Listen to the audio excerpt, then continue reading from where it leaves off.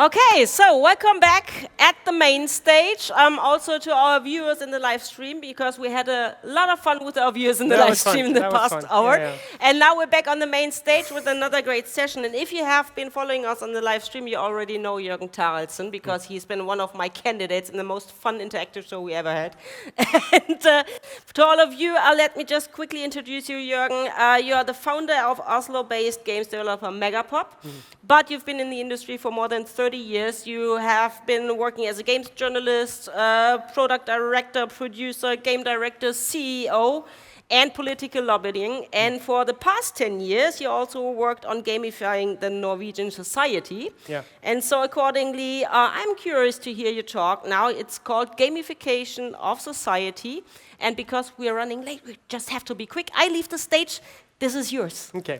Thank you so much. So join me for the ride. It's going to be a lot of information. I'm trying to pack it into 20 minutes. I'm going to touch on some of our projects. My name is Jørgen.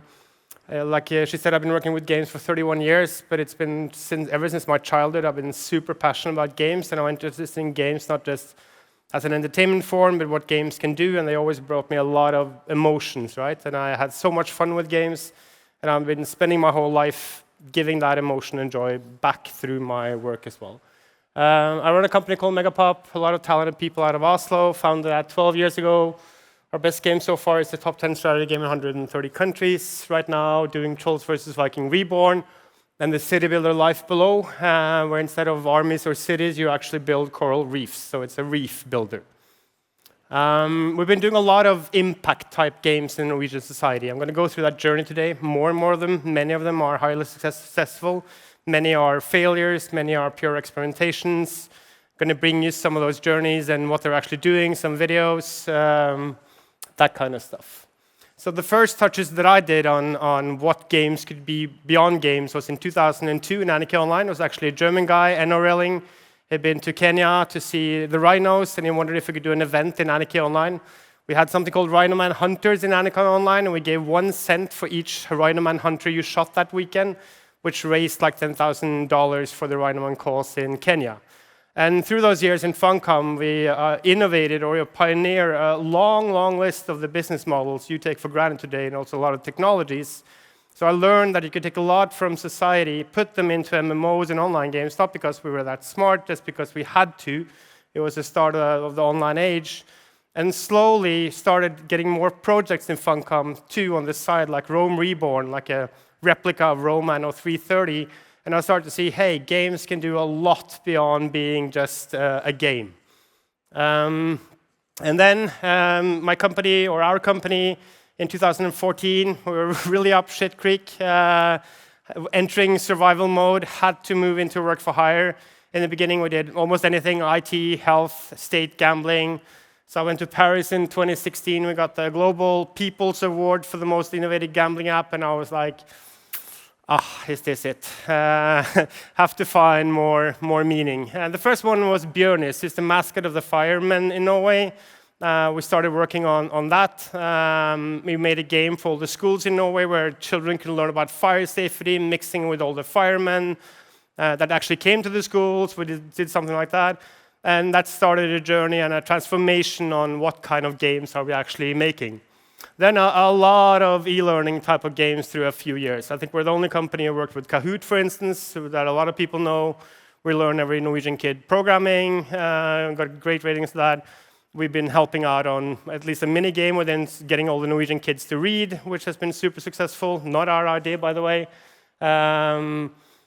We've been into all the classrooms, learning Norwegian. It's a lot of e-learning type products. And here we learn people the boat driving license. So this is together with the government Redningsselskapet, the coastal service. So we started using games where you could actually ride the boats, and then afterwards you get the actual license. This was very successful for them as well. So at this point, through these years, we saw that games can be applied to almost anything. Almost any industry is open to games, and you can use it, and we just did it. So a lot of proof points here as well, not just kind of like, oh, wouldn't it be cool if we have lots of examples at this point. They got a big market share on this one. This was in the browser.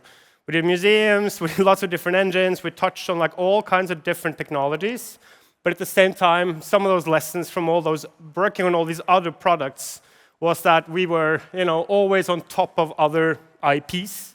Always problematic funding. No one had money for games. They wanted it, and it's quite expensive to make games.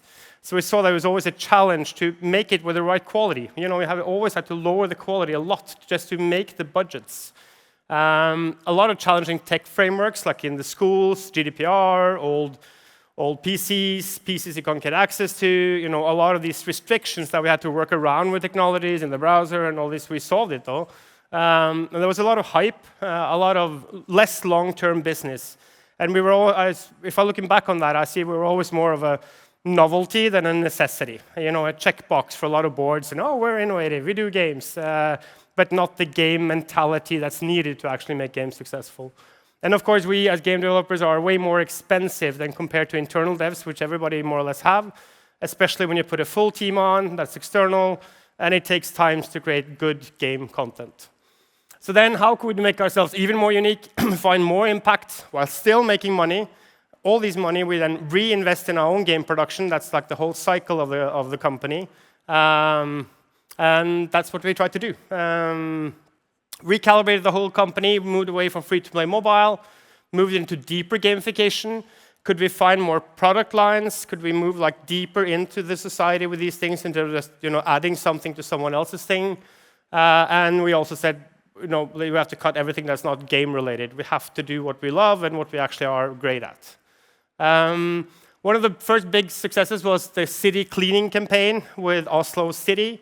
It's called Rusken. It took 5 years from the first time I biked by their office, or hey guys, you should really start using games because your target audience is the kids. Rusken is the mascot of Oslo City.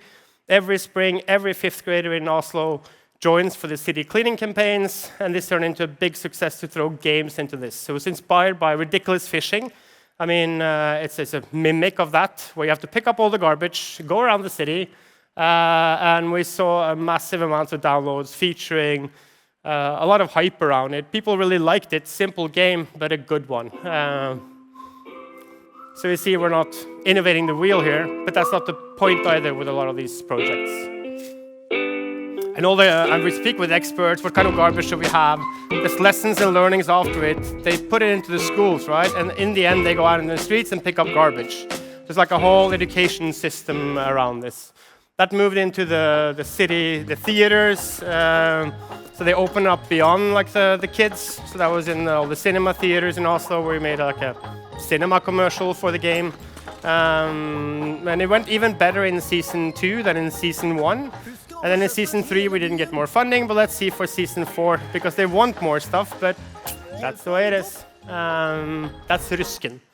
And then we did life-saving courses. We did moving more into environment stuff. So could we actually use games to teach people more about the environment, how to build stuff? What is actually eco-bærekraft? We have the word in Norwegian. Again, we used Unity, the Unity engine, here in the browser. So we could go outside all the security systems. We don't log anything.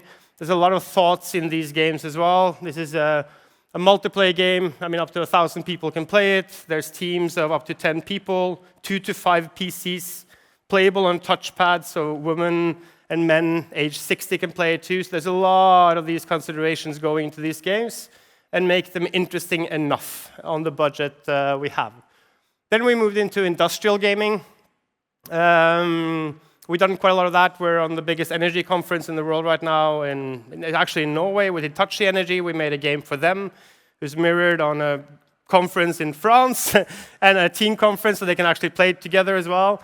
For Gassco, the Norwegian gas exporter, we have simulated the whole Norwegian gas system, including the receiving end. We've been training here in Germany, in Holland, in Belgium. So we're actually making a game. This is Norway's gas export, including everything to Germany. All of that is correct as it should be. All of this is correct as it should be. And then we put a game on top of that to make it more fun to train on crisis scenarios. We even then made a board game for Gassco. We've been working with them for many years, working with Equinor, the big energy providers, where we actually take simulations and build games on top of it. We did that for the whole salmon industry now, With the Veterinary Institute, we put 18 years of research data on all the salmon encirclements. We put 2,000 salmon encirclement data on treatments and growth and all that stuff, so you can play a game on top of it. What if I did this if you're a salmon farmer? So lots of really interesting stuff. A lot of hardcore learnings for us. It's like, how the fuck does a gas plantation work, you know, down to the level. I've been traveling a lot around, meeting a lot of interesting people. It's been a great personal journey as well. And many of them actually work really well. But there's a lot of lessons from the industrial gaming. This surely has a big future. We see it especially in the simulation field, but also in the gamification field. Very few actually know what they want. But you know, they have, if you come and ask with like the board of directors for the major companies, they will have 20 answers on what they would like and would like to solve or digitalize. So you have to have a vision, I think. But it's easy to find that eager emotion, right? Oh, that sounds cool. We should do something about it. But you must get the torchbearers within the companies who actually have access to some key people and some funding. You can't go too low on that. It's really hard to find the fresh money here. So you have to be really wise on how do you find the money. How do you get into these systems to actually unlock the levels so you go further up? The staff you have that you're dealing with are often on information or on innovation, which means that they have all innovation, including AI or bots, drones, automation, etc., etc. So they're always drawn in all these different kind of whatever is cool right now, which it can be hard. So you have to solve a lot of stuff on your own as well, be independent. And what we see again and again is who is the target audience, because when you put a big corporation with thousands of employees, their management, what are we trying to solve? And it becomes easy. Oh, we should solve that. We should solve that. Trade in this. And we see again and again if we forget about the real target audience, we miss. This is just the game we play in Stavanger this week. And what we also learn is that it's always about the fun. Yeah, let's make a game. Let's make it like Minecraft. Let's make it cool. But never underestimate the corporate, because it will always come in. Yeah, but the logo. And there's always a corporate over the corporate that in the end will come back. So we're always kind of very specific, kind of like, are you sure you want us to remake your logo? Yeah. Are the Koreans sure on that? I think so. Can we ask the Koreans before we redo your logo, etc., etc. This is a really cool one. This is now bought by the Norwegian Health Directorate. It's a national tool. It's a unique mix of visual novel and comics. I played a game called Florence, amazing. Shared it with one of our art directors. He came back on Monday. You know, I cried. Very touching game. And then Ravn, the Norwegian game development studio, came to us with a very specific project. They wanted to teach Norwegian teens from 13 to 19 about sexuality, identity, body problems, you know, everything, the problems that teens have.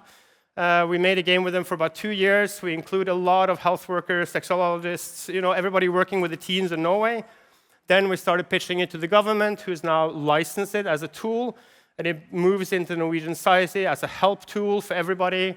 There's a lot of different stories, you know, inspired by Florence, if you know that game. Play it if you haven't.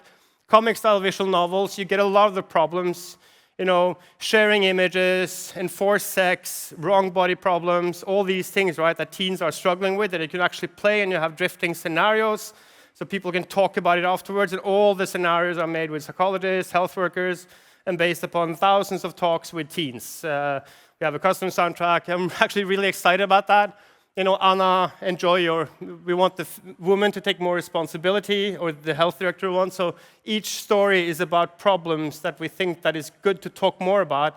And then we think the games medium is excellent for that. And then you can make it, you know, like this. So this is just an example of some of the stories. So you sit here and play it like a game. We embed like SMSs or chats or a new date or whatever, you know. So we try to embold it, inspired by a TV series called Shame.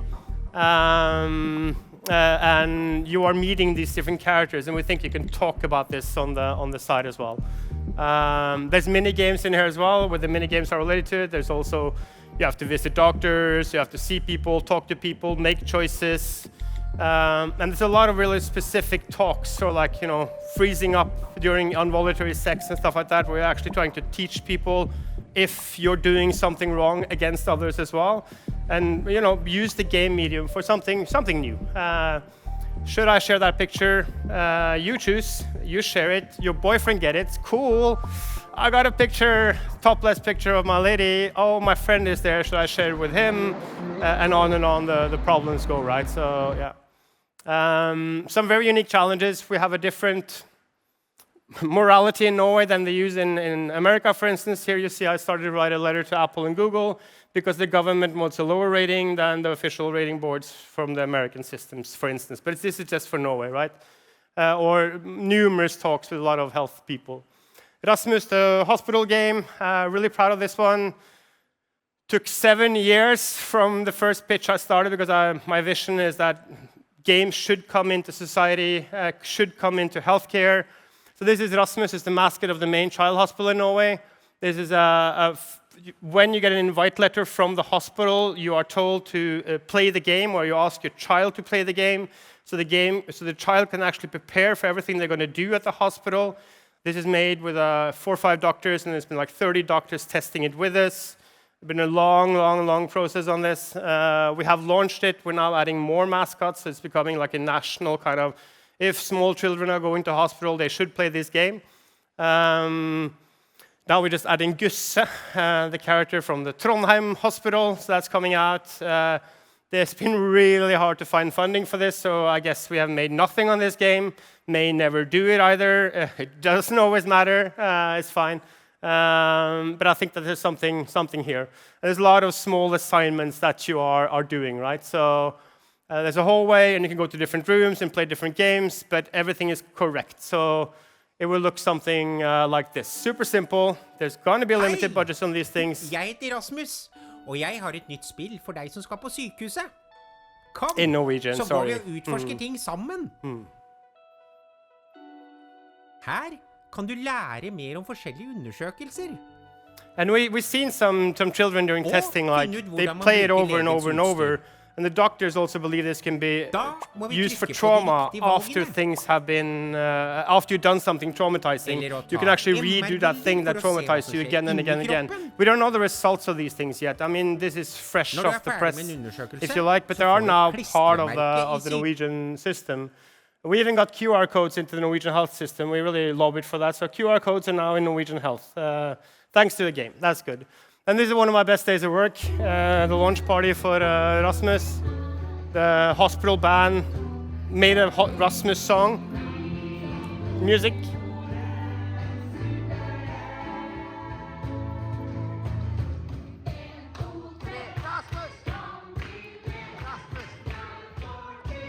And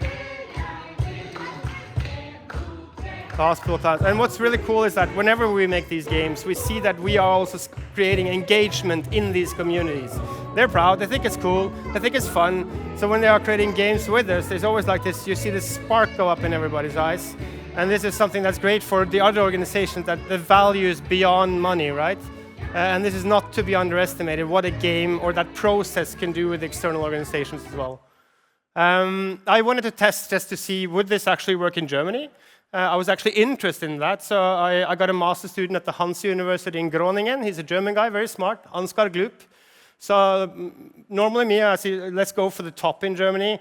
Who's the most innovative, biggest hospital in Germany? Oh, he said Charité Universitätsmedizin Berlin. I don't know if that's correct. We sent an email to the boss. It's like, this is our project. I said, probably they will never answer. The same afternoon, super exciting, we're in. So we see there's a lot, right? So try to open doors, things might happen. A really interesting test, then we tried reducing pre-operation anxiety, 9 to 12 years old. But I don't think it was enough with one master student who was a programmer to create that experience, right? But I believe, also in Germany, I can't prove it. I just put 6 years of study into it for, hopefully some of you can do it. I think that if funded well by the right company, these types of games is likely to have a significant positive future within the EU and the world, both as treatments and information. I think that's, I know this at this point. One of the last ones, I mean, we have many more projects, but I think it's really cool. Here we're using AI. We work with 2 companies, EQ Inclusive in Oslo and an AI company called Nornir, where we're going to teach pre-sign language to children 1 to 3-year-old who cannot speak properly yet. So this is, we see what they do with their hands. So we use a monkey called Ask, will actually teach them to communicate without wiring the brain correctly to speak, so they can communicate with their hands. We hope this will roll out in Iceland and in Norway and in Iceland next year. That's up to them. We do our part in it. Another really fun way to see how can we mix all these things, right? So yeah. I'm actually good on time. Amazing. I thought I've been speaking faster than because I had to train a couple of times, and it's like, fuck, I'm going over time. Okay, so I want to take some, then there will be some time for questions, by the way. So I think I'm going to take some core takeaways. I mean, our journey on this, and also because I'm interested in the field, and I've been following what other countries are doing and seeing how games can be done. So I think the key question here, or the key statement, is dare to ask. There's a lot of people talking in the world. Wouldn't it be cool? There's panels, all these things you can do with serious games and stuff like that. Go beyond that and just start. Ask. So if you have an idea and if you have the capability to execute on that idea, try to open doors. There will be a lot of no's. There will be a lot of maybes. There will be a lot of next time, but many of them will need time. You know, it's like a massage job, right? Don't give up. Dare to ask. You know, open doors. I think that's a very important spirit to have because this is a novelty field. This is something that you actually have to invent as you move along. And I think it's very important that you have a vision for these products before you meet people. So try to think about at least parts of what that could be, so you have some kind of hook. Wouldn't it be cool if... and then you also include that in we. It's not something you make, it's something that you together make, because they have the field domain expertise. They know what they're doing. There's a lot of really smart people around. You don't. But you know gaming or gamification or these aspects, and blending these two fields together create really awesome stuff. And then evolve that as much as possible. I think that's crucial. We see again and again if some, let's say a board, want to be innovative, you know, here's €100,000, make something innovative for us, and it's like, yeah, we can do that, and then the board can check off, we were innovative, we were digitalizing, and that's quite usual, actually. The board are happy. I don't know if we're happy, because we want it to actually, you know, function, be used by people. There was some money we can make for other stuff, of course, but still. So I think that's important. Focus very strictly on the target audience. It's super easy here to kind of muddle into all kinds of different things, especially if you meet non-game developers or developers. They always, oh, can you solve that? Because they start to play it in their head, and you see the vision, and there's so much you can do with games. But keep that focus. It seems that's what works, at least in my experience. And you have to seek funding everywhere. I think that there's not going to be a lot of money around here. There can be on some projects, especially in industrialization projects. There are, you know, normal funding if you get through it. A lot of these things you must pre-invest, or you must pay for the prototype, and some of them are long runs, right? I see that this is most often, not a need for real innovation. And with that meaning, it doesn't have to be something completely fresh off the hook, kind of, whoa, innovation, look, Unreal Engine. It's about applied innovation. So you take pieces that works other places, and you look at, okay, if you take that from this game, and that from this game, and this gamification, and mix it for that industry, would that work? And then you have to, you know, de-tech it. Make it simple. Get to something playable really fast, you know, rather typical advices. But don't overthink how cool, 3D, amazing it should look. Because user accessibility here is crucial. How fast can they get it? How many machines can play it? Does it work on both mobile and browsers and old PCs and all that kind of stuff? And now we're moving more. We have a big project now on universal design, and we see that is also more and more important in everything we make, or we want it to be more important. So people can also, you know, people with disabilities can also start using more of these projects. I think that these two combined is super important, because I think a lot of game developers, they have a tendency to up-tech it, you know, but there's not a need for that. If you look at the children game, it's effective. Even with less, for a 3-year-old, they wouldn't think about it being on real mouse with real hair. And I think that at least this is my learning, is think like a politician. It depends on your funding, your personality, your company, everything, right? but you have to be prepared to be very, very patient. So you must have if you want to make money on this, you're going to have a lot of runs going, a lot of no's, a lot of maybes, a lot of juggling. But I don't think that if you look for quick bucks or quick solutions, or this is not it. When you're dealing with a society, you're dealing with slow processes, which is good sometimes. And I think if you have that mindset, it will be easier on you. Why am I not a success yet? Why does this not happen? This amazing idea I have. Keep at it. I think that's a good thing to say. I actually made it almost on time. And I think that's it. Yeah, so now we try to do this. So we show here this is the key thing we showed at Gamescom. It's a strategy city builder. So this is actually a real game, strategy game that we're showing to publishers here. And I think that was me, gamification of society.